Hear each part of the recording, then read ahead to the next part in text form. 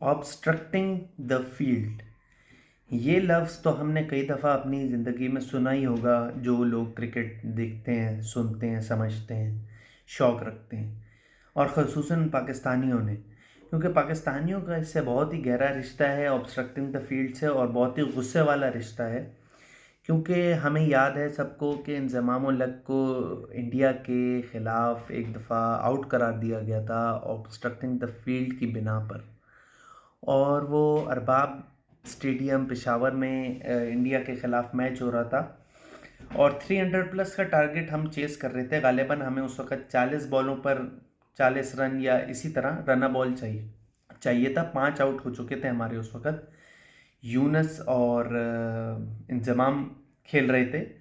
जब इंज़माम ने बॉल को फेस किया और मिड ऑफ की तरफ बॉल गई, मिड ऑफ ने थ्रो मारी कीपर की तरफ या गालिबन विकेटों की तरफ, तो क्योंकि इंज़माम उल हक क्रीज से बाहर थे और इंज़माम वापस जा रहे थे अपनी क्रीज पर, उनके जिस्म पर बॉल आ रही थी, तो उनने बल्ले से बॉल को रोक दिया कि अगर मैं नहीं रोकूंगा तो मेरे जिस्म पर लग जाएगी, तो मैं ज़ाहिर है अपने आप को सेव कर रहा हूँ। लेकिन साइमन टॉफल जो चोटी के अंपायर हम माने जाते हैं उस ज़माने में, उनने उनको आउट करार दिया गया था। और फिर पाकिस्तानियों को पता चला ये कोई ऑब्स्ट्रक्टिंग द फील्ड भी कोई एक रूल, एक लॉ मौजूद है।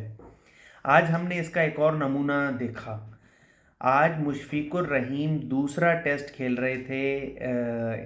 न्यूजीलैंड सीरीज़ का जो इनके साथ चल रहा है उसका दूसरा टेस्ट मैच चल रहा था, जिसमें मुशफिकुर रहीम ने बॉल को डिफेंस किया। जेमिसन बॉलिंग करा रहे थे, और डिफेंस करने के बाद वो गालिबन बॉल विकेटों की तरफ भी नहीं आ रही थी, लेकिन इतना बड़ा भंड उनने मारा कि उनने अपने हाथ से यानी ग्लव से बॉल को रोक लिया, बॉल की डायरेक्शन चेंज कर दी। अब अकॉर्डिंग टू द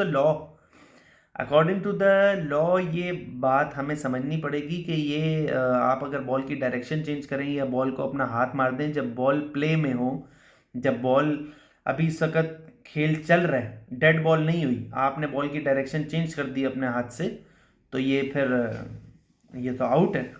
और ये मैं उन खिलाड़ी की बात कर रहा हूँ जो 88 टेस्ट मैच खेल चुके हैं, कोई आम छोटे मोटे प्लेयर नहीं है। और मेरा ख्याल है बांग्लादेश के मोस्ट एक्सपीरियंस्ड खिलाड़ी होंगे इस वक्त। 2005 से ये टेस्ट मैचेस खेलते आ रहे हैं, और उनने इतना बड़ा भंड मार दिया।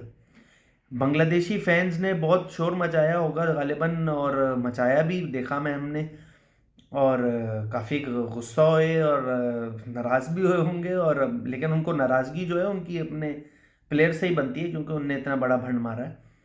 ये जो शाकिब अल हसन का भी हमें याद होगा कि जो उनने मैथ्यूज़ के साथ किया था, जो हिस्ट्री में पहली दफ़ा हुआ था कि प्लेयर 2 मिनट के अंदर बाहर नहीं आया और फिर उनने अपील कर दी, वो तो बहुत डिबेटेबल था। लेकिन ये तो सीधा सीधा आउट था और होना भी चाहिए।